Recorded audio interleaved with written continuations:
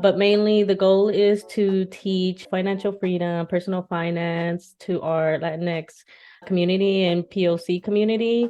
I'm trying to teach, financial literacy and have them, be able to become financially stable, gain that financial freedom, and start building wealth. Running a business, it's just you committing to treating your workers, treating your tenants like human beings and doing it with compassion and not getting lost in the greed. Welcome back to the Transaction Care Podcast. I'm your host and resident care coordinator, Lillian Hernandez, but you can call me Lily like the flower because we are learning and growing together. My goal with each episode is to demystify the business of real estate and leave you empowered to start your journey today. My guest is a prime example of that, and I'm glad to have her on the show. I'm going to run through her bio and just let her tell you the rest. Violeta Sandoval is a first-generation Mexican immigrant. She is the creator of MoneyChisme, a platform geared to teaching the Latino and Latinx and POC community personal finance, real estate investing, and entrepreneurship. Her mission is to help the community gain financial independence and financial freedom and start building wealth. Violeta is a real estate investor of over 9 years and an entrepreneur. She started her journey after joining the military and currently still serves as a naval officer. She purchased her first home in 2014 and house hacked it. She then leveraged that to build her real estate portfolio. She now earns over $50,000 in passive income and growing. Wow. She hopes that by sharing her journey, other Latinx and POC will become inspired to start real estate investing. Wow. So welcome to the show, Violeta. How is your day going? It's good. Thank you so much for inviting me on to your show. I'm excited to be here. Of course. So fun fact, just a little background before we really dive deep. I first, quote unquote, met Violeta via TikTok. She commented on a video that I honestly wasn't even going to post that day. Anyway, just goes to show, post the content. But she asked me to be on her podcast, MoneyChisme, and I said yes. So here we are. So I highly recommend you go check out her podcast. My episode is episode 13. I had a great time. And it was only right that I had her on this show as well, Transaction Care. So to kick things off, let the people know what is MoneyChisme and what's it about and why did you start it? Oh, yeah. So MoneyChisme, I created it just to be a platform. It started off like as a blog idea, but then I just created like the website and created a platform. So it's a blog, it's a YouTube channel, it's social media, and it's going to continue evolving from there. But right now it's mostly a blog and YouTube and social media and TikTok. But mainly the goal is to teach, financial freedom, personal finance to our Latinx community and POC community. And I'm trying to teach, financial literacy and have them, be able to become financially stable, gain that financial freedom and start building wealth because like we are lagging pretty behind. So I want to be part of that solution. And one of the ways I am trying to, inspire our community is through real estate investing. It's one of my passions and we're lagging in that as well. And I want to start inspiring our community to like start investing in real estate and get involved and get over those obstacles of maybe, there's a stigma of real estate, especially over the recent years with all like the housing prices skyrocketing and the housing shortages. So it has a bad stigma, but we can do it, in the right way and build wealth and start, especially generational wealth. We are way behind in generational wealth. And so that's one of my main goals. I love that, and it's important like to have exposure to people within the field or just access, right? And like you said, your platform, MoneyChisme, is across all platforms. It's visual, it's audio. You can read about it. And is there a website that people can just reach you in general to access Yes. information? Yes. So the website's MoneyChisme and Money, MONEY, and Chisme, CHISME.com. Perfect. Perfect. So make sure as we go through this episode, you have that bookmarked moneychisme.com. It's pretty easy and it'll be in the description of this episode. So let's get started. I know a lot of people probably, they're it piqued their interest when I said 50K in passive income, but I'm pretty sure that that didn't happen overnight. Or maybe it did. I don't know. And I want you to tell us how your journey in real estate began, because for those out there that you said, culturally we may be lagging in certain areas of, economics and whatnot, but how did you get started and what inspired you? Or was there a person that motivated you? Was it a book? Let's start from the beginning. You said you're in the military, but how did real estate become a part of your life? Yeah, so for the most part, like we all kind of like strive to get, your first home, and that's your main goal, right? That's as far as you go as far as real estate. And that was my mentality as well, was that I wanted to have my first home. I got tired of renting, and so in 2014 I was finally able to, build my credit score up enough to be able to apply to the VA home loan. So I was able to use that program. It's a program geared to the active duty and veterans. So if you're eligible for that, it's a great program. If you're not using it, you're missing out. There's other programs as well if you're not in the military. But for the most part, we all kind of like focus on just getting our first home, right? And that was my mentality as well. And so in 2014, purchased my first home. I bought a 4-bedroom home in Virginia. It was in a little, my friends made fun of me because it was like in the boondocks. Nothing was developed at that time because that's what I could afford, right? You hear like 4 bedrooms, so you're like, oh my God, wow, for first home. But it really, it was not all that, like, but it was a good starter home. It was in an area that was coming up. And I like even then kind of saw the opportunity in that. I was like, oh, they're starting to build it up. Yeah, it sucks right now, but they were developing. And sure enough, by the time I left, they had like build bars and restaurants and like a shopping center. Like it was booming and more housing. But the way I started kind of real estate, I kind of stumbled upon it. So in my bio, it talks about like house hacking, and it's basically the same mentality of like having roommates. That's basically what it is. But the thing is, you are the landlord. They are paying you. And so that's a benefit for you because it goes to your pocket versus like to somebody else's pocket versus, in a regular roommate situation. So it's called house hacking because you can lower your expenses that way. And I fell through that. Well, I fell on that because I had a 4-bedroom house. Like, what was I gonna do? And I had a friend that needed a place to stay, and he was like, "Hey, can I rent out one of the rooms?" And I said, "Sure." And then so I ended up house hacking. And then like slowly as I started, being a homeowner, you start looking up stuff.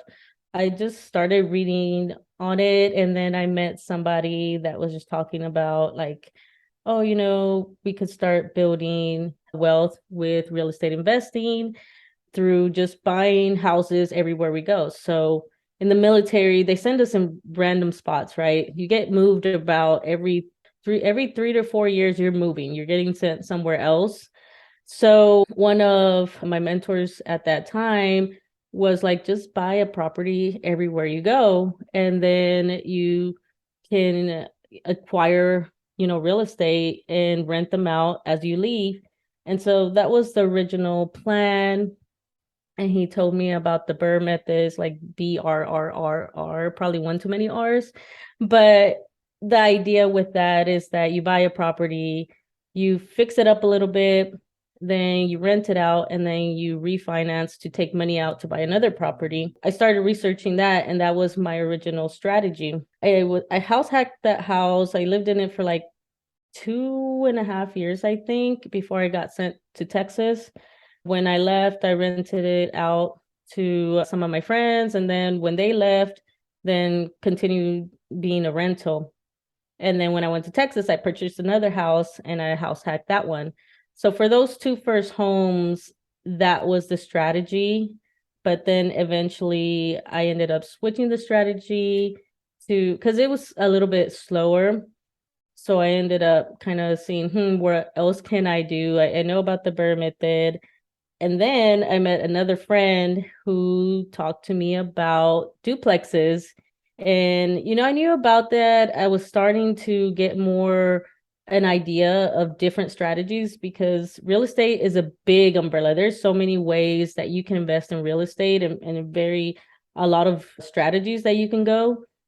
And so that was another one. He talked to me about duplexes. I was like, well, I don't know where to find duplexes. And he's like, you got to go to these low income neighborhoods. That's where you could find some because these boomers are retiring and they are giving up properties. They're ready to like sell them so they can, retire, have money for retirement.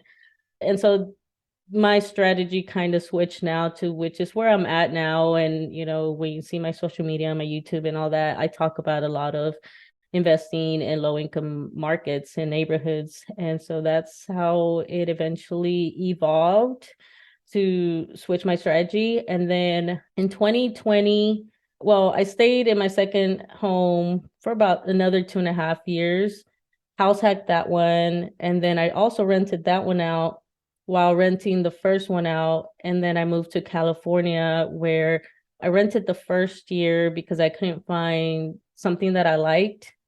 And eventually I found where I'm staying at now. And all those 3 homes I bought under the VA home loan. So that was awesome. And then I cashed out, refinanced my first home to purchase my first duplex. And then after that, because I was switching my strategy, I sold the first home because I still had equity. And I was like, you know what? I like the idea of having a duplex because you have 2 tenants versus 1 tenant. So, if one tenant like leaves, you still have a backup tenant to pay the mortgage. So I sold the first home and I sold the second home because it wasn't the amount it was rented for. It paid the mortgage, but it wasn't like making me money either. So I was just like, you know what? I'm going to bail out of the first 2 homes, use that money to buy my second duplex. And then now I've saved up with the rent money and all that to purchase a third one this year. And so slowly growing, slowly chugging away. That's awesome, man. You already mentioned, I was taking notes while you were talking because I was like, there's so many points that I don't want people to miss, or maybe they went over their head a little bit because you took a lot of initiative, because jumping into real estate is not easy. It's basically like jumping into the deep end every single time. And even though you know how to swim, sometimes it can get exhausting just swimming in the same place over and over again. Yes. And like you said, you took advantage of the VA loan. So like you mentioned, there are many opportunities out there for people to get loans and grants and things like that. And you started off with a roommate situation, you're like, this is a lot of house for just, maybe 1 or maybe 2 people, but Yes. how can I bring this and, make this work to my advantage? And that decision alone sparked your curiosity. And then it almost like a domino effect created this whole lifestyle that you now are upholding and maintaining. But one key element you mentioned is a mentor, right? So how did you get a mentor, and are you still working with one, or coaching, therapy even? Because I really do think that having someone on your side encouraging you, or at least keeping you accountable, or just someone to be there to answer your questions, that sometimes, a lot of the times, we feel like, oh, that's a dumb question, I don't want to ask. So then we never even start, or we never even move an inch because we're afraid to look dumb, right? I'm personally not afraid to look dumb. I don't care. I'll ask all the questions because I know that's going to give me the confidence I need to move forward in life, right? Yes. So how did you find a mentor, and what are the benefits of having one, especially as a woman in real estate investing, with your own hard-earned money? Well, the way I got my first mentor per se was that he was actually my mentor for my career in the Navy. And he still is as far as the Navy side, but he actually happened to be also a real estate agent. He has his real estate license. And so in doing that, after I got my first home, which is when he became my mentor, And he started talking about, all the benefits of real estate and, what I could do, that I should be buying every duty station. And one good thing about the military that I will say is that you meet a lot of different people of different ideas. And so I met a few other ones that also ended up talking about real estate. Even now, I just today during the day, I was talking to a buddy of mine and we're like, yo, like talking real estate, and that might lead into a partnership for an investment later on in the year. So maybe I'll be talking about that later in the year, if not, if I don't do this duplex thing. But you just start talking to people, you never know who knows what. Like him, I didn't know he was into real estate either, and I've worked with him for like a year, and then just like a random conversation, and didn't realize that he was doing the same thing. And so I got a mentor that way, and he helped me get my first, like not my first home, but guided me after that to start thinking about real estate investing. And then after that, when I started researching on my own, the person that got me into duplexes was actually in the reason I went to Texas was because I got accepted to a Navy program that basically sends you off to go to school, get your degree, and then you come back as an officer. And so he was accepted to the same program. But funny enough, I had joined a Facebook group. So that's another great way if you want to learn about anything, and especially real estate. There's a lot of real estate investment groups on Facebook. And there was one that is geared towards the military. And so I had joined there, and I had the question, I think it was about my second house and how I could, get a different, continue investing. So I asked the question. I don't even remember what the question was. And he happened to be in that group as well. And so then he messaged me on Facebook, because by then we were Facebook friends. And he's like, hey, yeah, I'm investing in duplexes over here. If you're interested in that, we could chit chat or whatever. And so I said, sure, tell me more about it. And then he actually mentored me through my first two purchases. So especially the first one, I was calling him, I was sending him pictures of everything and texting him like, hey, what do you think? What about this one and that one? He was like, nope, not that one because of this and this and that. So he has taught me a lot and has prevented me from just like jumping in, because at the beginning, you are kind of very like ambitious and like, oh yeah, I got the money, I could jump in, I could buy this property. And so you're buying, your emotions are high. So when you have a mentor, it's, one of the benefits is that they are the neutral, and, they're not invested in it. They're not emotionally invested. So they are kind of like your reality check. Like, you might not want to get into that one because of this and this and that. And I was like, well, fine. And I remember a few times I was like, damn it, like he's right. But I really wanted to like already have a property. But I waited, and luckily, it ended up working out, and I got my first property and then the second one. And I still bug him to this day about stuff of real estate investing, and I see him on the Facebook group all the time. So those were my first two mentors. And then now, because I'm trying to like evolve into, when you first get into real estate, you start small and you slowly start building up. So it becomes like a snowball effect, I always say. Start whatever, your first property, and then it starts building and building and building. So now that I am looking to, after this third one starts scaling up, I joined, well, that same Facebook group has a membership, and that's also a mentorship. You get like webinars and like people that have done like bigger investments and stuff. And then you have a weekly call with we all get assigned to like a group. They're called like squads. And so weekly, I have a group of peers that are all investing in different types of ways. Like I have one that's investing in mobile homes, another one's just investing in REITs, which is just kind of like stocks of real estate properties. So that's one way. And then the other one is like barely trying to get his first home, which I think he just got recently. So it's in different stages. but we keep each other accountable and we learn. I've learned so much. I've only been in it for like a month and a half, and I've already learned so much from it.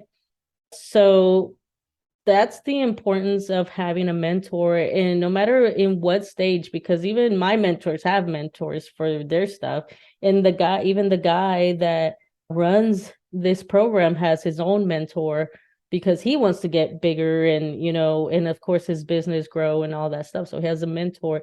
So having a mentor is very important to help you, to guide you, to keep you in check, to bounce ideas off, and also motivate you and, keep you accountable too. I have some, and they're like every week, they're like, okay, what's your goal? Last week you said you would do this. And I was like, oh yeah, I did it and I forgot. Or like, I was supposed to call this lender and I didn't. And, they keep you accountable, like, okay, so when do you want to buy this property by? And it's like, okay, by this time. So that helps you from preventing dragging your feet. Mm-hmm. So in every stage, you should have some type of mentor. And there's lots of free mentorship too, like the Facebook group. I didn't have to pay to be a member, like a membership, because he provides a lot of free content. He provides lots of free answers. But I like the aspect of having like the free webinars and stuff, because instead of me just like purchasing each time, I was like, might as well just have the membership. And I like the weekly calls and all that stuff. I thrive on like mentorship when it's in the group, because I learn a lot. So I really thrive in that. So I definitely recommend that you need to have a mentor. I couldn't agree more. For me, the best investment I could have made for myself was coaching, and my coach in a way is also my mentor, but there's something about having that additional accountability that you just aren't fully capable of doing alone, right?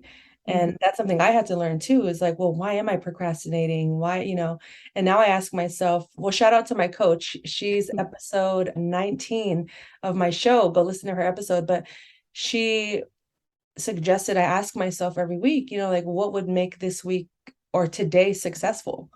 And that changed my whole perspective, because now I'm like, oh, I have something not to chase after, but something to like a foundation to like keep my day in check. Because I get very distracted. I get very easily pulled away from things because I just don't feel like doing it in the moment. Or I say, oh, I'll do it tomorrow. I'll do it later. When knowing tomorrow has its own set of things to do, right? Mm-hmm. But you did mention something important that about having a mentor is they aren't mentally attached, or they're not mentally invested in the way you are about the situation. So they kind of give you that perspective of like that logical perspective, because you think, like you said, I have all this money, take it, I need to have ownership. But there are certain ways about having the right type of ownership versus what is right for you in that moment. What can you afford, and what can't you afford? Is this even a viable plan? Do I have a plan, right? And it's good that you had that. I actually did a interview previously with another investor, and she said the same thing. She said that she is a year in, and if it wasn't for her mentors, she would have quit her job before it was, prematurely, and she would have thrown her every penny basically into this and not had any real guidance or foundation behind it. And it's not to say that you can't do that, because for some people that does work. For others, it may not. But to have that outside perspective of like, well, I've been in it and I'm not telling you what to do or how to do it, but this is what I suggest. And these are the possible outcomes from that. But you talked a lot about so many big topics right there. And I just want to side note, a REIT is a real estate investment trust. And it's basically, to my knowledge, and I'm not a financial advisor or a stockbroker, nothing like that, but you can buy fractional pieces of big developments and commercial real estate as a stock. So if you don't feel like actually owning property and getting the keys, you can invest in the stock market and through buying REITs. But like I said, always do your research, always do your due diligence. But there are many ways that you can own real estate without having to physically even leave your home. Exactly. And the realm you're in, what was your money mindset? you have a podcast called MoneyChisme, so let's talk about it. Let's get into it. Who taught Mhm. you how to save? Who taught you how to, all right, well, the next step, this is what I want to do with my money. Did you have to heal certain parts of you to get to that point? Or was this something ingrained in you from a young age? Did you see people buying homes, or was this just like, I'm an adult now, I got to figure this Mhm. out? No, yeah. Well, I will say one thing for sure, and I'm sure like a lot of first gen like Latinx community and I mean people of color too. Like the one thing like money advice that we do get our parents is to save. So like saving was no problem. I mean it's a problem now because I still like spend, but but it's I spend more responsibly, but like with saving, yeah, my dad and my mom was like, "Oh, save everything. You gotta pay everything in cash and all that stuff." And eventually, when I got older and I had to like purchase my first car and all that stuff, I had to learn about credit score because I didn't have a credit score when I had to buy my first car. So that messed me up a lot because I ended up with an 18% interest for my first car. It was a used car too. It was a gold Honda Accord. Love that car to death. And I freaking run that car to the ground. So I got my money's worth, regardless if I overpaid for that car. Like that car lasted me like almost 10 years until like I eventually gave it to my dad and he just sold it. And then I bought my new car. Well, not new, but because I will never buy new. That's one thing I will not do. I will buy used. Approach. And That is so, approach. but new to me, new to me car. And so that was the first step that I took was like, how do I build credit and all that? So obviously the car was the first thing. When I joined the Navy, they gave me a credit card, was like $500, and now I'm like way up there. Like it's pretty crazy to see like, oh man, I remember like I started with no credit score, like, they barely let me borrow $500, and I was like, here's money, you take it, It was like I went from barely being able to borrow 500 and like with this house, they were like, oh, here, you could go up to 1.2 million. I was like, yeah, yeah. I'm telling you, like when he told me, now mind you, it was with my husband, right? But regardless, like I had together never imagined that they would allow us to borrow that much money. Right. And so I was like, what? And we're like, nope, nope, we're going down like half of that, is the max. And, the real estate agent, of course, like, well, you could go up a little higher. Nope. No, they're always gonna upsell No, you guys. no, no, Like, no. I am staying within my limits. So yeah, I started off with learning about my credit score and then finding ways to, save and use my money wisely. But at that time, I had my home, so I made sure my bills were paid. And at that time, I wasn't like saving too much. Yeah, I saved a little bit, but I was just living life, I was house hacking that house, so like I had extra cash and I was using it to pay for some of my school. I was still going to school at that time, even though the Navy paid for some of the paid for the classes, but I still had to pay like the books and all that stuff. And I would eat out all the time and go party it up. So at that time I wasn't really doing too much, financial stuff until I got to my second home. That's when it started like, all right, I need to start figuring out this money situation. And I started learning about different like types of budgets. And so I started reading about it and different ways. And my favorite one was, splitting your money into like 4 or 5 accounts to like, hey, this one's fun money and this one's for saving, and this one's for emergencies, and this one's for travel. Like right now I added a travel one and, bills, emergencies, all that. So I started doing that then. But when I got to Texas, when I was going to school, I had a lot of time. I was living the life because I was getting paid to go to school and my school was paid. So I started learning a lot about money at that time because I had extra money. Like not only I had my salary, but then I could get internships and that was money. So that was extra money. So I originally started doing kind of a little bit of entrepreneurship. So I started doing kind of like reselling, started off thrifting, and then I was like, oh, I could sell some of this stuff. Okay, cool. So then that became a hobby for a little bit. I still was looking into real estate investing because, I was interested in the Burr method. And I saw, I think on Facebook, I don't even know where I saw it. It had to have been on Facebook, but I saw like an ad of like a seminar, a workshop in Houston, and I went to it and I learned so much of real estate investing and different ways that it could save you on your taxes, all a whole bunch of stuff. And so that just started kind of like, turning the wheels, like it kickstarted it to start real estate investing.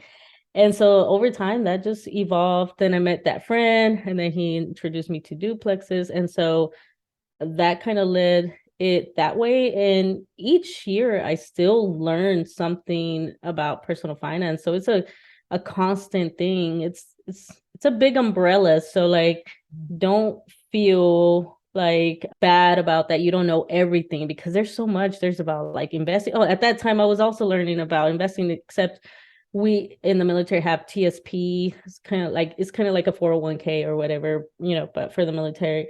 And so then I had to learn about that and come to realize, or come to find out, that I had all my money in the government fund, which is the worst freaking fund that you can have, because it's just like barely making any money. And I had that like for 6 years. So eventually I finally, yeah. So I missed out on a lot of money and I ended up switching it finally. But you learn. So you got to give yourself grace. If you don't know, you don't know. But now you know, and now you fix it.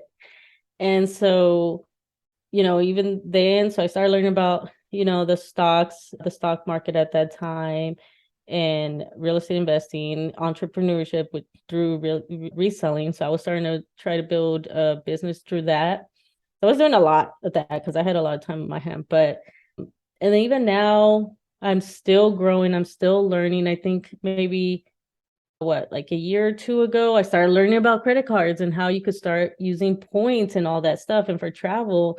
And so now I'm reaping the benefits of that. Like I've gone a few times, just, free hotels or a free flight, because of the points or whatever it may be.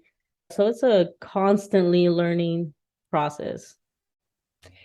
It truly is. It truly is. And you do, don't be afraid to fail. It's a part of the game, and it's a lifelong game. I've had my ups and downs. I've had probably more downs than ups, but when we do get those ups, they feel so good. Mm-hmm. And one of the messages that I constantly, relay through my platform, through my podcast, through my YouTube, all of it, is simply just to know your numbers, right? And that may look different for everyone. Even in the midst of having debt, I think it's important to still know your numbers, and each day just kind of dismantle that wall of fear, of overwhelm. Like, I'm never going to get out of this. I'm never going to be able to, make more than what's in front of me. But you mentioned you were doing reselling, side hustling. I still dabble in reselling. Like Mm-hmm. my goal is to post one thing every week just to keep it going, because Yeah. you just never know what it'll pay for. It could be your phone bill that month. It could be a nice dinner. It could be the smallest of things, but there's something about getting even just a couple of bucks that you didn't expect in your account that boosts, for me at least, it boosts my confidence in a Mm-hmm. way. But how did you, and like you said, credit cards, points. I love that. I love that you brought that up because like you said, it's ongoing. It's forever. It's not, you don't have to know everything at once. Give yourself grace. But how are you maintaining all of these different sources of income? And many could be many could be 200. But Mm-hmm. for whatever it is to you, what does that look like? Is it through an accountant? Is it through a bookkeeper? Do you do it yourself? Are you still, what is the process for you to know your numbers, but to also make sure you're staying, in the green, or at least close to it or way above it, right? Anyway, I know it was like a big question, but basically, so how are you keeping track of everything? Okay. How do you know your numbers at this state of your experience and your investments? How are you keeping track of everything to know what's going on? Because for some investors, they may leave it up to their accountant and never look at it ever again. And then Mhm. there's other people that may be too afraid to look at the numbers or think they don't have to look at the numbers. So what are you doing to keep track of everything at this point in time?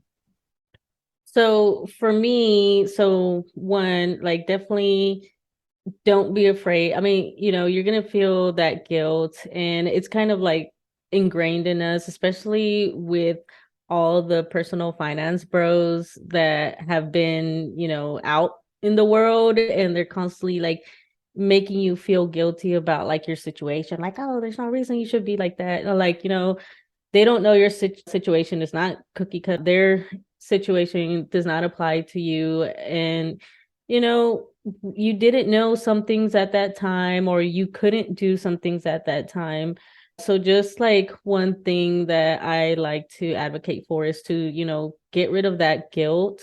I know I had a lot of guilt throughout, my journey, and feeling like shit because like, damn, I'm like almost in my 30s. Well, at that time, right? Almost in my 30s, and all these are like, I'm a millionaire by 25. I have 20 properties by age 20. And it's like, what, how? Like, so definitely, change that mindset and definitely start looking at your numbers. It could be scary. You can get that shame, but the only way to fix it is to like actually start looking at it and stop avoiding it. Because I know I did that at one time. It's like, you know what, I'm just not gonna look at it. If it declines, it declines. And then I was like, oh shoot, luckily that never happened. I was a spender, but I wasn't that big of a spender, like, so it balanced out. But eventually, once I started learning of different types of budgets, I started creating different accounts. And so that's one of my things that I also like to talk about is create different accounts. So I have like a saving accounts. I think I have probably like 6 accounts at this time, several check accounts and stuff. And so I have designated accounts for certain things, my money that goes to my checking account. I pay my personal stuff. So that's where I'm funding like the stuff for MoneyChisme. I pay my own bills, like my phone and stuff like that. And that is where, the properties come out from. But I have a different savings account for that. So I'm still in the process of creating a new account for that. I didn't need to at that time because I only had one property at that time. Now I was growing. So I'm like, okay, now it's time to create a new account specifically for just rental properties. So that's the idea of just having separate accounts for everything, and it helps me track. So my checking account, all my bills, all that. So I'm counting that money for that. Then I have the one for the rental property. When it comes in, I know exactly the mortgages, and everything extra, I move it to the savings account. And that's for emergencies for those properties, for if I need to fix something or whatever, or just, savings in general so I could buy another one later on. And then the other bank account, that was for my reselling stuff. So that's all my stuff. I still do it. I'm still trying to get that going. I have given it to another year because of COVID. I was like, all right, COVID was hard. And then now we might be going to a recession. So like, okay, I was like, I can't get this one to get up because it's always something. So but I have that money and those funds separate as well. So when it comes to keeping track of everything, one, my properties, I have a great property manager, and it includes the bookkeeping. So at the end of each month, he gives me the sheet of what they did, the rents, what they charge, and everything. And at the end of the year, I have something to give my tax person. So she just did my taxes. I give her all of the like, here's this crap and you figure it out, and then she gets it done. And so I just make sure that throughout the year I'm kind of tracking. For MoneyChisme, it's just a basic spreadsheet right now because it's not like it's still fairly new. And then once I start like actually generating like income and all that stuff, then it's going to have to like be, I might have to get like a bookkeeper or something once it gets like crazy. But right now I can still do it in a simple spreadsheet. Same thing with the reselling one. And then for my properties, I don't have to do it because the property manager does it. So, and then as far as my personal finances, it's just a simple budget as well, which at this point I've kind of have it. It's become a routine. So once you have like a budget, and then the first few months you're tracking it, but it becomes a routine. Like, Mhm. okay, I need to have this much to pay this, everything else gets sent somewhere else. So that's how I've been keeping everything. No, that's great. I appreciate that. And that's key, is separating your funds. Mm-hmm. Because I think the standard growing up was like checking and savings or just cash, right? Mm-hmm. But if you want to have a stronger money mindset and actually knowing where each dollar is going, or even just getting in the habit of paying things, even if it's just yourself, I do the same thing. I have separate accounts for business savings, taxes, and it's just a Mm-hmm. regular checking account that I relabeled taxes. Yeah. You don't have to go to the bank and say, I want to open a tax account. Like that Mm-hmm. doesn't exist, at least to my knowledge. Yeah. You could just open a regular checking account. Now you could do it all online. You don't even have Mm-hmm. to go to the bank or call someone that works there. You can easily open an additional checking account within the platform. And what helps me on which I would like to add on to what you said, is automating things, Mm-hmm. direct deposit. It could be as low as $5, but I'm getting in the habit, especially if my spending habits were bad in the past, which they were. I had to get used to not hoarding the money, but now giving it each, giving basically each dollar its own home, and saying, nope, every time I get $20, $5 goes here, $5 goes here, $5 goes here, and I keep the last five. Mm-hmm. And you start to, as it grows over time, like some people may say $5 is nothing. But if you times that by 7 days a week, or the 4 weeks times 12 months, like it Mm-hmm. compounds and it grows. And, same with the stock market or real estate investing. You start with a little and you grow. You said Mm-hmm. yourself, you were barely able to be approved for $500 of a line of credit. Now they're throwing millions at you. Yeah. That is a blessing. That's like, because you put in the work, you put in the time, Mm-hmm. energy, and you said, you know what? I'm capable of doing this, but I don't have to know it all right now. I'm still learning and growing. But I'm in it. I'm in it for the long haul. And to your surprise, you look up one day and now you qualify for 1 million. Yeah. But it's important to point out and bring back to light that you said no, Mm-hmm. because some people can hear, oh, I qualify for 1 million, bring it on. But Mm-hmm. because they never had that much money, it could be hard to manage, and that's why I asked you, like, how are you keeping track of all of, your investments and your businesses, big or small? Mm-hmm. Because it's the small habits that affect the big ones, right?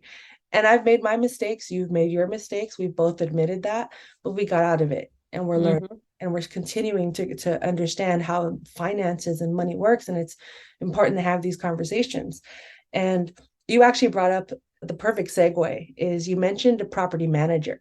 So Mm-hmm. as a real estate investor, running your own business, being an entrepreneur, how did you know what types of people you needed on your team, or to at least have as a phone call away? Because Mm-hmm. unless you're the one doing the renovations and the cleaning and the the plumbing, maybe you are, but how did you gain trust of those people? Or what is it, trial and error, referrals? How do you go about doing that as an investor? Like, oh wow, I actually need these types of people. What was your process behind that? So for both the real estate agent and the property manager, I learned the hard way. Like, and that's, some things that, are kind of like, well, sometimes you learn the hard way, but if you have a mentor, once again, putting it back to the mentor, like that could save you some time, some headaches, some money, because I definitely lost money with some of those mistakes and just learned a lot of lessons. So for my first home, it worked out, but there's lots of things that I could have actually for my first two homes. Had I had a better real estate agent, there's lots of things that I know now that I could have knocked some money off that price. So I should not have paid, that amount on those properties because I could have nickled and dimed them down, Yeah. But because I didn't have a good real estate agent that was, Negotiating and yeah, negotiating, they were just trying to get the deal done, right? Mm. Especially the second one was just trying to get the deal done. And I didn't know better. So I'm like, okay, cool. And at that time too, I was stressing out because I was out at sea trying to buy a house because I was going to move in the next 2 months. So I'm like stressing out, right? So like also that just kind of like those two things just, ended up buying that house. I love that house, nothing too major. I did have to replace like the pipes. So that was like 6 grand, and then the had to fix the fence, but that was kind of like my dog's doing. She broke the fence, but that's just money. But because I house hacked it, that helps so much, right? That pretty much helped with all that cost. But had I had a good real estate agent, like now, they would have been like, no, you should probably like ask for this much off or whatever, or for repairs or cash back or something, right? So now I've gotten a little bit better at, vetting my real estate agents. So the one I have for where I'm investing right now, she's freaking awesome. Same thing with the loan officer. So obviously when you're buying a property, you need to get a loan. So you got to find a loan officer. And so I got lucky with this one, with two of them, the one from Virginia and the one over here. They taught me a lot. As a matter of fact, one of them is the one that told me like, you're not depreciating your house. You need to go do that, right? And I was like, what? He's like, yeah, you should be doing this. Like he actually looked at my taxes and taught me quite a few things and talked to me about loans and stuff. And then this one that I have now, he's freaking awesome, right? We've gone to the point where it's a relationship. Like, hey, might be looking in this next month or so. What's the market? What are you looking at? What's the interest rate? Blah blah blah. Right. So he sends me all that stuff. He's like, all right, let me know when you're ready. I will give you quotes and everything. Like, so it's pretty easy now because we built that relationship.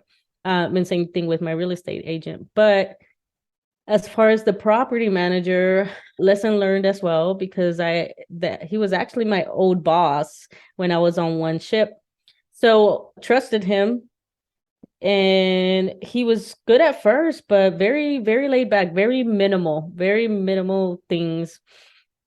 And then eventually like the tenant stopped paying and there was like problems, and he left it a mess or whatever. So that was another kind of thing that led me to selling that property, because I was like, I don't want to deal with this. And then the house sat vacant for like 4 months. Yeah. And then I tried to get another property manager. She sucked too. And then I was like, you know what? I just want to sell it. And didn't realize that when I signed it, like she gets the chance to sell it first. So that's one of the lessons learned. Sometimes when you sign these contracts with, especially with property managers, like they will have like a clause in there that like if you terminate with and try to sell within that year from termination, they get like first dibs to sell that house or something like that, right? So then I couldn't even freaking fire her, right? Oh my Which, God. yeah, so because of that, that led me to realize that I need a real estate attorney, a lawyer, whatever. So you need one of those too. And I haven't found one yet, just because I need to find one. I can't decide yet, but you need one of those as well, just in case, because Yeah. in case you needed like a big tenant or whatever. But eventually I kind of figured out, I started knowing what to ask, like because I learned from these past two property managers. when I found this one was a company and I asked them like, okay, what's your process? How often are you going to these properties? How are you vetting tenants? Like what happens if this or that, whatever. And so far so good. Like I'll see and they'll email me. Like it's gone so laid back. I barely do anything. Like I got, matter of fact, last week or so, I got a city violation. I got it in the mail, like, oh, you're fine because of this. And I was like, I call and they had already taken care of it. And they're like, yeah, tenant's fault. We already talked to them, they're gonna split it, blah, blah, blah. We're gonna pay it this week. And you'll see it in the report as, like taken out, but when they pay in, it's coming back in, right? They know they need to pay it, blah, blah, blah, right? So it's already taken care of. I was like, oh, okay, cool. Whenever something goes, it just sends the maintenance request to me. They already sent somebody out, and it's so automatic. Like I barely do anything. I just read it to make sure it's nothing like major, like the roof fell or something. And I'm like, oh, okay, yeah. And then I just send, okay, yeah, approved or whatever for whatever the maintenance. But if it's less than like 250, I don't even have to approve it, especially if it's like this one was like the plumber came and didn't patch the hole. So that's something simple. They don't need my approval for that. Obviously, patch the damn hole, right? Yeah. So I've learned to vet the property manager with those types of questions, just by asking more questions. Because before I was like, yeah, I need a property manager. Okay, you sound good, And then it's like, yeah, just basically filling gaps. And I'm still like finding, people that I need. Just like like a year ago, I found out the type of insurance I need. I was like, okay, get an umbrella insurance, right? To cover you. And then I had to find a freaking tax person.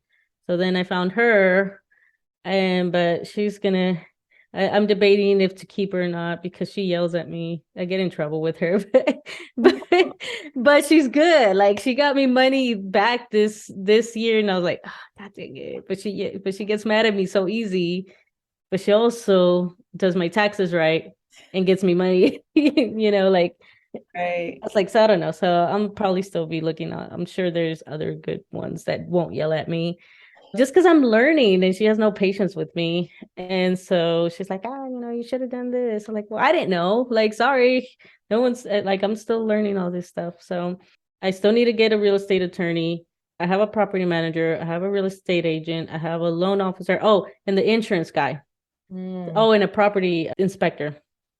So got those other two as well. And the property inspector, I also had to, I don't think I had any issues with that, but I just learned to, number one, read the inspection report better, like in detail, because I know with the first two houses, I just kind of skimmed it.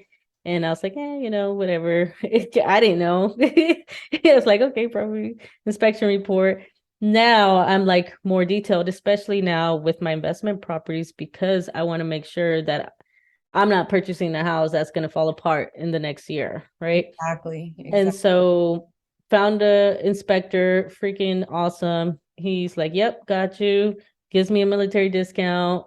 All Nice. like, and really good. Worked with him a few times. And then the insurance guy had a little hiccup with him at the first time because he tried to like give me a higher quote. I was like, no, bro, like this other house, I don't pay that much for that house. And that house is like an actual house. This is a duplex in a low income neighborhood. You're not gonna tell me that I'm good. So sure enough, adjusted it. Now, no problems, easy. Send him the stuff. He's like, here's your quote. Got it, send it to the lender and good to go with that. So that's what I have as far as people, as far as my team. And I'm pretty sure eventually I'll figure out that I needed somebody else. No, I mean, everything you said was perfect because this is the part of real estate investing people aren't privy to. They really Yeah. have no idea how this works. Even in my 5 years of having a business, I'm not a real estate investor, but I've been in real estate for going on 20 years, and there's still things I'm learning. But one thing I do Mhm. know that takes time, especially when you step out on your own and you are in charge as the boss, the entrepreneur, the business owner, Mhm. it takes a lot of vetting. So for Mm-hmm. any brand new entrepreneurs out there listening, or even those that are in the game for a long time but just don't know how to advocate for yourself, take time to ask questions, do research, do market research, don't be afraid to speak to more than one inspector or more than one property manager. You're not going to know until you find out. It seems kind Mm-hmm. of cliche and simple, but unfortunately, mistakes do happen, and you just have to get up quickly, and learn from that mistake and find other ways to not do that again, right? And Mm-hmm. you definitely want a strong accountant in your corner. I don't Mm-hmm. suggest having one that yells at you. Yes, please don't. I've only stuck with her because I was like But it's so honestly, hard to, I forgot about the tax season this year, not yeah. gonna And lie. Like I started putting all my tax stuff and then I got distracted. Next thing you know, it was like April and it was like, oh crap, I gotta find someone. I don't have time to find somebody. So it's like back to her. So but yeah, yeah, definitely don't, yeah, get somebody that doesn't yell at you, right. but it's still Because good. you definitely need a good accountant. And I've been through so many. I think I finally found one in my fifth year of doing business. Mm-hmm. I tried doing it by myself. It was not good. I Mm-hmm. don't recommend that. I think for anyone starting a business, whether it's investing or a service-based business, whatever the case may be, definitely get you a good accountant on your side and don't be afraid to shop around. Mm-hmm. The quote goes, fire fast, hire slow. Mm-hmm. And Yeah, I like, definitely and you're have gonna had have to to, fire. yeah, and you're gonna have to learn how to fire people and be comfortable with that and not be afraid to say you gotta Yeah, go. it is hard It's because hard. when I had to fire my property manager, that was my old boss and stuff. I was like, oh God. And a matter of fact, like the first time I gave him a second chance because I was like, well, it was during COVID, blah blah blah. It might have been difficult. And but the second time, it was like it was his stuff. Like, okay, you're not following up on this dude because how did you not see that this was left here, that the walls were like this? Because did you not go to the property like when you talked to him? Right. So that was that. I've had to fire two property managers. Then I fired a tax person. They ended up giving me a discount because I found out that they didn't put all my rental income, which whenever tried to get my second property, it caused some issues. Luckily, the loan officer, already knew me and advocated for me, and we were able to work it out and still close on that property. But it definitely created a problem later on because he made a mistake. I didn't catch it either. I didn't know. Like, that's why I pay a tax person, right? A CPA to do these things because I don't know how to do those. I will not do my taxes anymore. Taxes are way too complicated now. But it can be And discouraging along the yeah. way. It's things like that where you Mhm. encounter, you're at a crossroads now. You're like, Yeah. oh, I'm not cut out for this. Hmm. I thought the people I'm paying money to had my back, but they really don't. And Yeah. it takes a lot of maintenance and checking in. And you don't have to know everything, but you do have to know a little bit of something. Hmm. You know Yep. what I mean? And Definitely learn. I'm no accountant, but I know where all my money, every single penny is, where it's going to, where it should be going to. And if you could get me money back, oh, it's a bonus. But Hmm. at the same time, I'm constantly like, well, what about this? What about this? Well, I got this through Venmo. Do I have to pay for this? And Yeah. there's no such thing as a dumb question. That's what you pay them for. And even going back to bad realtors, Hmm. oh, I see that and hear about that so often. And I think I'm Yeah. actually going it this is inspiring me to do a whole nother episode on this. And we can even do a part two about this, but Oh yeah, that would be awesome. there are bad realtors out there. Yes. And just stay tuned for the next few episodes. This might be the next episode I put out, um, because I'm fired up about this because Oh yeah, please. Like I have some bad experiences over there. some of my family and friends, you know, they're like, oh, I asked them, did your realtor tell you about this? Did they tell you about this? They're like, no. Mm-mm. And some of them have great realtors, but some of them, they're just like, oh, I don't get involved with that. I'm like, you need to get involved. Mm-hmm. I had a friend text me, she lives on the East Coast, and she was like, what do I do at closing? And I'm like, girl, what? But not gonna lie, because I had that, I was like, what do I do? Like, And what I'm is no, closing? But and because yeah, they it's didn't no explain. shame. It's no shame at all. But it's more like, am I on the wrong side of real estate? You know what I Mm, mean? Like maybe I need to be like a home buying advocate or something, because yeah. there's so many people that are left in the dark when it comes to these huge purchases. And that alone is intimidating to the point where you think like, well, that's good enough. Everyone else can handle the rest. But you Mm-hmm. don't realize a lot of these people are just money hungry. Mm-hmm. The less involved they are, the better. I'm doing a podcast on this. So Yeah, by believe the me, time because it needs to be talked about. Like Mhm. simple things like points. I had no clue what the hell points was and what that meant, and what I was like, oh, it'll be 1 point, because the loan officer didn't tell me what it was or whatever. No, But yeah, same thing with real estate, and especially like recently because of how easy it was to sell the past like 2 years. You yeah, had a lot of people just get into real estate because of the money aspect, because it was so easy. So you got a lot of real estate agents that only saw the easy part and got in it for the wrong reason. Well, obviously everybody gets in something for money, right? But they didn't have that balance of also making sure that your buyer or the seller is protected if you're representing the seller. So you had a lot of that versus the seasoned or well-intentioned that are actually advocating for their buyer slash or seller. So definitely have to be on the lookout. exactly. So the episode will be out before this episode drops. So just go to transactioncarepodcast.com, and I'm pretty sure Violeta will be willing to come back and we could talk about that aspect of real Oh estate. yeah, please. I will talk days about Yeah, because the horrors. that's the horror stories, right? Mm-hmm. And that's actually a good segue into my final big question. But for the most part, like you really do have to advocate for yourself, whether you're on the buying end, the selling end, or you know, the realtor, the appraiser. You all have to work together as a team and be willing to answer every question that comes across your desk in the most informative and kind way possible.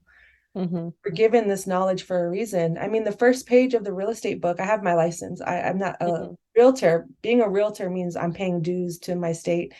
Having my license just means I passed the test, right? Yeah. But the first page of the book you read talks about due diligence and your fiduciary duty. The very first page. So it's Mm-hmm. not like you can say, "Oh, I didn't know." First page of the book of every book you read in real estate is just protecting your client and upholding the laws and the regulations and the compliances. But with all of that said, this has been a wonderful conversation, but there's one last question I do want to ask you. Mm-hmm. As a real estate investor, and going into morals and values, and we touched a little bit on like slumlords and things like that, Mm-hmm. and you talk about that on your podcast, Yes. MoneyChisme. Go to moneychisme.com to subscribe and listen, because she has a lot of great episodes. But in real estate, tenants have a lot of rights, if not Mm-hmm. more than the owner. But sometimes, unless the home is resold, there are instances when a tenant can stay, like rent control or the laws, or maybe they signed a contract with the owner where, Mm-hmm. the rent is stabilized. So there Mm-hmm. typically aren't many issues.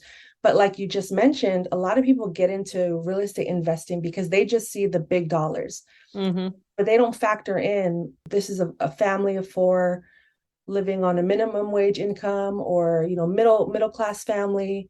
But all they see is like all they're told are from these tech bros, these finance Yep. literacy gurus, right, quote unquote gurus, is like just go in, you know kick out the tenants and then charge double triple the rent, and you'll 10x your money in 6 months, right? So Yeah. they're being fed this concept or this strategy that, yeah, you can make a lot of money. And then, Mm-hmm. I don't want to knock or judge anyone's hustle, but unfortunately, there are repercussions to that. And when people complain about, oh, the neighborhood's falling apart, da, da, da, this or that, it's like, well, what are you doing to, I'm kind of going off on a tangent now, Mm-hmm. but what are you doing to improve that instead of just price gouging these tenants? You know what I mean? Mm-hmm. But at the same time, you got to make your money, right? Mm-hmm.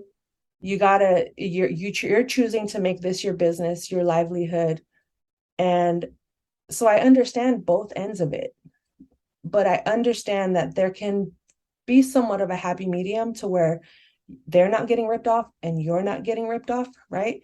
Mm-hmm. So what my question is can you have longevity as an investor and still build a good rapport with your tenants without having to double or triple the rents, or like I said, price gouge them as their landlord? I would like to hear your thoughts on that. It's definitely, and it's one thing that started coming on to my radar, because I definitely see it in my kind of like in my research and some of the Facebook groups that I was in.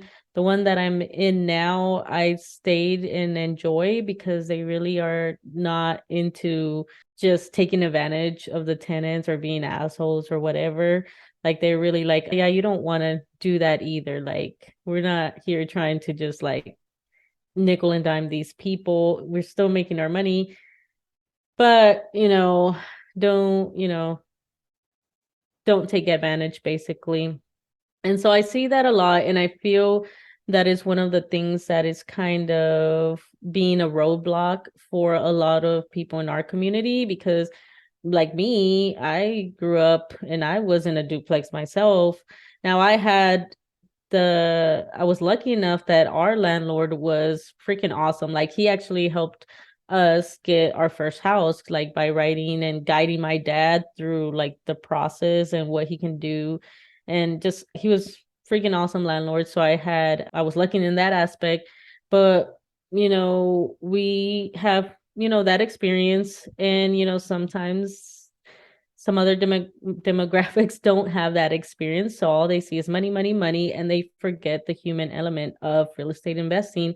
And that is one of the things that I am also trying to advocate for. Like, hey, it could be a win-win situation. And hey, don't forget about the human aspect. These are human beings, these are people. You're playing with people's lives that, you can really hurt, this community by just thinking of the money. And I see it as the same way as kind of like when you start your own business. And I wanted to talk about like when I remember when the podcast that you came on, the episode that you came, you talked about even it was a small family owned business and yet they treated you like crap, right? Because all they saw was money and that the business looked full and everything like that, but they didn't have to be like that. They could have made money by also giving you a living, livable wage and not treating you like crap. And same with these big giant companies that are just like taking advantage of their workers with minimum wage while they're making like billions. And it doesn't have to be that way. And so it's the same thing with real estate investing. It's like you can find these properties even if you do flipping. I know flipping gets a lot of a bad rep, but you could do flipping in a way that you can still better a community. So for example, in the low income neighborhoods, you could go flip a house over there because they have a lot of distressed properties. And that's where I see it a lot. And that's where it kind of started coming up because I'm taking over these properties from what I just say basically slumlords. Because when I take them over, I'm like, what is going on? Like, how did you have this people living in here like this, And so I go and fix them and make them livable, safe, make sure I take care of all the safety hazards. And I am not trying to, could I get a little bit more rent? Probably. But I like my property management is that they like to be competitive. So rather than like be at the top dollar, they want to be low enough, but high enough to, still make money, but still affordable for that community. And it's very apparent because I get tenants like quick, because if I was doing too much, then, one, you wouldn't get tenants that easily. And so, yeah, you could do a win-win situations. There's lots of strategies, and almost any of the strategies, you can find a way where you can have like a mutual relationship, mutual benefits where you're providing housing and you're creating cash flow for yourself. But so often I see, especially like on YouTube and all that, like you were talking about, the real estate bros or whatever, and they just are like, oh, you could get top dollar for this and you could kick them out and blah, and they just find ways to screw people. And it's like, oh, the market went up this month. I could charge another $300. I told the tenant that I'm gonna raise the rent $300 or they gotta go because I could find somebody else to pay $300 or whatever. It's like, why risk that chance? And it sounds like easy to do, but each time you're switching tenants, you're having to eat those turnover costs because now you got to like get somebody else new. You got to paint the walls. You got to make the space rent ready. Then you got to find a tenant, go through all the background checks and all that stuff. And it's just a big hassle versus just like keeping a tenant. So especially in the market that I'm in, that's what you're going to expect to have like a long-term tenant. And I don't expect, especially for my house, my properties. Matter of fact, what was it? Like last year, my property manager asked if I wanted to raise rents. I was like, they just moved there. Like, I'm not going to. But the reason, and it was just a generic email to all the owners that they manage, because of, I guess, some new law was going into place that there was going to be like a rent cap. So they wanted to ask that question. I immediately said, no, I'm good, leave it, because I'm making great cash flow and I don't expect to have to raise that within the next 3 to 4 years. So I would say within the next 5 years, I should be okay because the mortgage stays the same. It's a fixed rate. And then the taxes might go up and down a little bit. So, it's going to balance out. And I don't see the need to like raise it anytime soon just because I can. Like, I'm good. I'd rather keep them. I don't want to, because I did have a turnover last year and it was costly. So I'd rather just like, nope, just keep it even. I'm fine. So there are ways that you can do real estate investing, just like with anything, like I said, running a business. It's just you committing to being, treating your workers, treating your tenants like human beings and doing it with compassion and not getting lost in the greed. Well, that was today's episode. It's so true. And like I said, I understand both perspectives. Mm-hmm. I err more on the not so greedy side, Mm-hmm. when I do become an investor, because I'm fired up right now. I'm not even gonna, Yeah. everything you've just said is a perspective I think I needed to hear. Mm-hmm. And like I said, I was listening to your show before we got on this call because I want to hear where, what is coming from your heart. Because Yeah. that's coming from here. That's your soul. That's like your who you actually are, your found Yeah. the greed part, it's just you get caught up. Yep. Especially when we grow up with lack in a state of lack Mm-hmm. or survival mode. It's like when we get a little, we're like, well, how can I get the next? How can I get the next? When it's like, are we even appreciating what we have today? Mm-hmm. You know what I mean? Like, am I even conscious of the people living in my home? What type of energy or experience am I providing them? Yep. And I'm just over here kicking my feet back like nothing's wrong. And Exactly. like you said, you took over these homes that it's like these people were living in squander. Like they might as well have been living on the streets. That's not fair.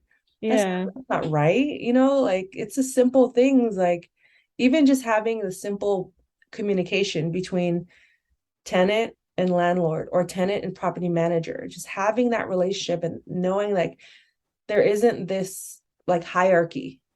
It's like, no, I want to help you. This is still my home, but I Mm-hmm. trust you to live in it and to live in it fairly and Yeah. not have to struggle anymore because we need a place to stay and to feel comfortable and to feel safe Mm-hmm. and to not be afraid of our landlords and to not be afraid that we're going to get kicked out at any given time. I mean, yes, it happens. It's sad. It does Mm-hmm. happen. And I think that way of thinking and doing business outweighs people like you right now. But that's why I wanted to have this conversation, is because I wanted to shine more light and highlight that you can have longevity or have a career in investing without having to constantly climb this ladder of capitalism Mm-hmm. to appear as if you've made it. Yeah. You know, success is what you define it to be. Success is subjective. Your definition of success or wealth is different from mine.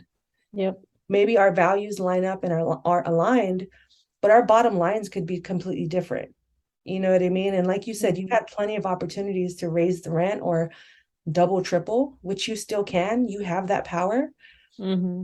But you know, in the long run, that's not going to work out for you, or at Mm-hmm. least for today, right? Yeah. So thank you so much for being transparent and just sharing, like putting the real in real estate, because Yeah, I like that. I'm Putting about the to real, change. I might steal that slogan. I'm about to change the name of my show, You like can see everything. Money Tuesday that it says real on real estate. Like, But you know it's what? That could be a segment, for you that to do the real on real estate and then, yep. behind the scenes. All Hmm. right, I'm writing that down. But Wheels are turning. Wheels are turning. yeah, let's both use it. Who cares? Yeah.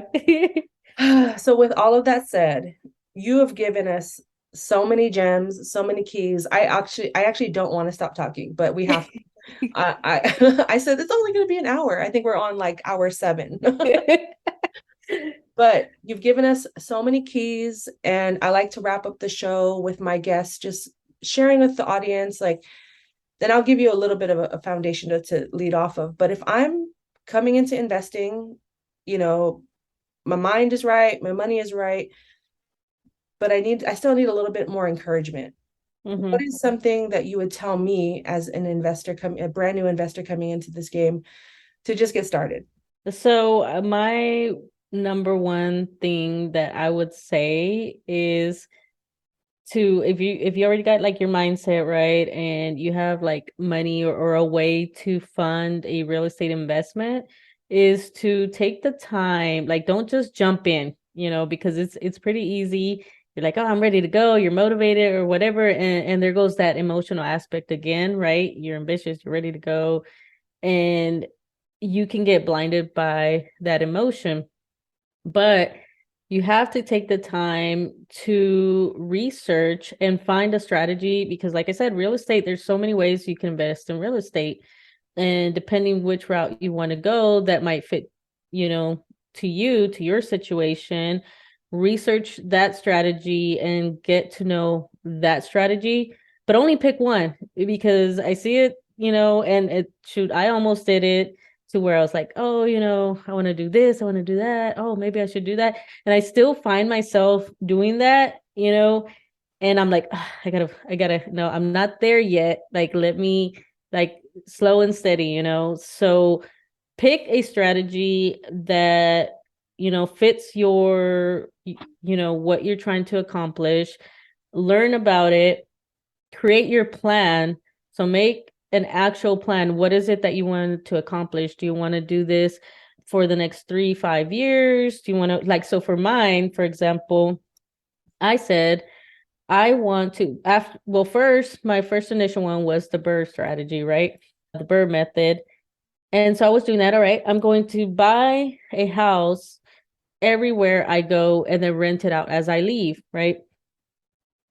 But I switched that mentality, one, because I kind of felt bad, having, the whole, oh, you're taking up houses and stuff like that, right? So I'm like, I don't know if I want to do that. Plus, I learned about the duplex in the low income neighborhoods, and I like that strategy better. I felt better about it, it's easier for me. And so that is the stage I'm in right now, where I'm focusing duplexes in low income neighborhoods. So that's my strategy. I'm not going anywhere else. I'm not going to worry about Airbnbs. I'm not going to go try to flip a house, although I almost tried. And I was like, I think I'm ready. And then I was like, no, you know what? I'm not there yet. Like, calm down. Let me get, become an expert in the low income neighborhoods, duplexes, whatever. and stay in that lane for maybe a one or two, maybe three investments, and then start branching out. But also have your plan. So mine is I'm going to buy at least one duplex per year, up to 5 years. And then in the fifth year is when I'm going to branch out to something else, whether it's Airbnb or maybe scaling up to more like a small apartment buildings or something like that. But I am not moving anywhere else. If an opportunity comes in and it might sound like it might be doable, maybe, but for the most part, I'm sticking to this. This is my strategy for the next, 3-5 years. And that's it, because I see people, they try to do it all, or they pick the wrong strategy. They think they want to flip homes and they've never done anything in real estate investing or whatever, and they don't realize what goes into like the contracts, the timelines, the money, the funding, the like market. If you don't get that house done, the market was hot like a little bit ago, few months later. Matter of fact, when I sold my home, the first home that I had, I sold it. When did I sell it? 2021, 2022? No, 2022. I sold it last year.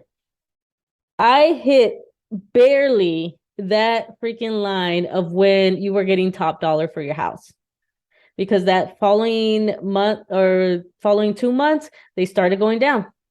So that's another thing. So with flipping is it might be hot. That market might be hot right now, and you think you're going to make this top dollar, and then bam, it goes down. So that's a very, I think, more intermediate to like expert level.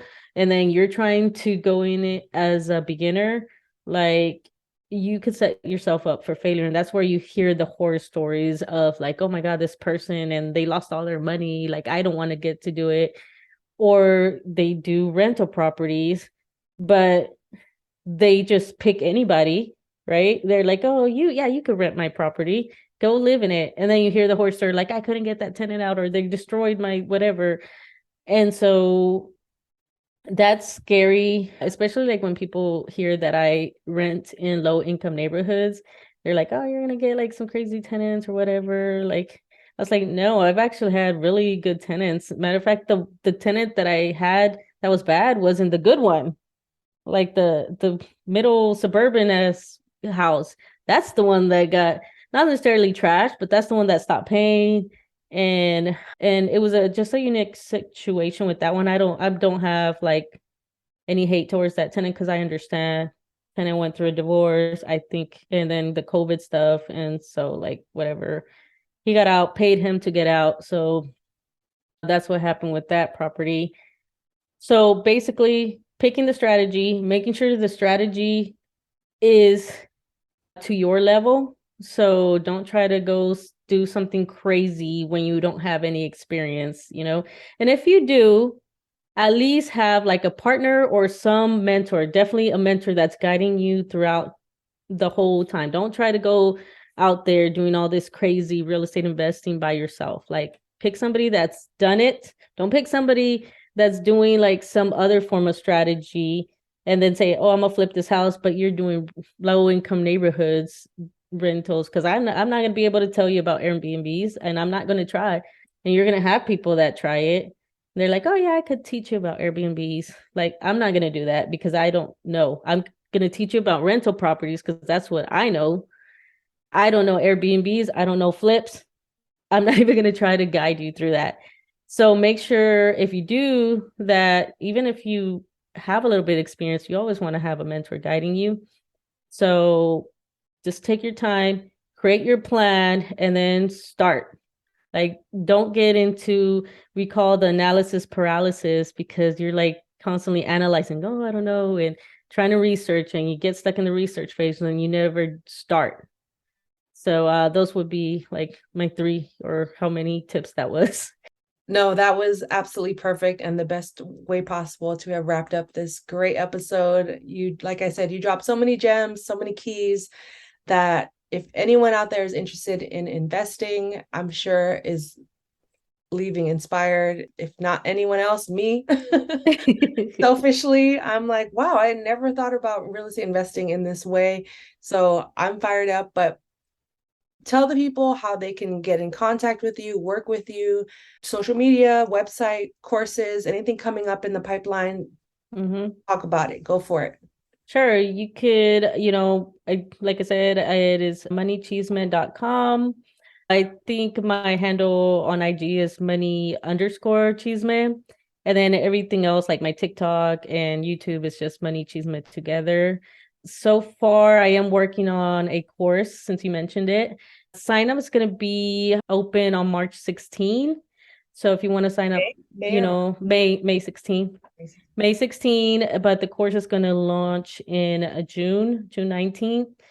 And it's basically going to be like real estate basics. And we're going to go and create your real estate investing strategy. So creating your plan, getting to know the basics of real estate investing, the types of strategies, and we're going to go through analyzing properties and all that. So that course is going to give you the foundation so you could be on your way and get started because you're going to have your plan, you're going to know the basics, you're going to know how to analyze and get started hunting for these properties that you can invest in.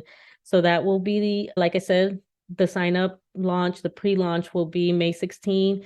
The actual start of the course is June 19th. It is going to be a self-paced course for this round, but it is kind of guided through me. So I will be guiding you and have like a call or so, whatever.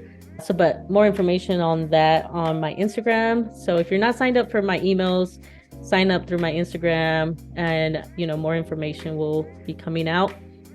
Obviously, do coaching as well, so if you're interested in that, just hit me up on Instagram or through my email or through the website, and you can find me that way. And then other than that, just find me on YouTube, TikTok, Instagram. Perfect. Twitter sometimes in a blue moon when I remember I have a Twitter. Well, thank you so much, Violeta. This has been a great episode, and I know you will be back because there are so many things to talk about, and just to even follow your progress and how things are going and transitions and pivots and whatnot.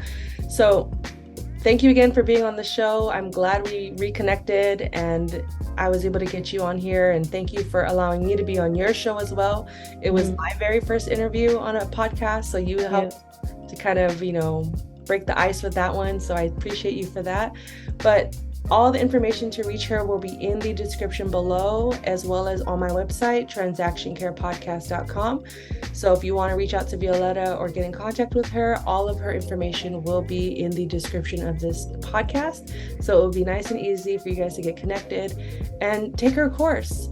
By the time this episode goes live, her courses should be live, or pre-sign up should be just about closing, but either way, the information is there. I'm pumped. I'm fired up.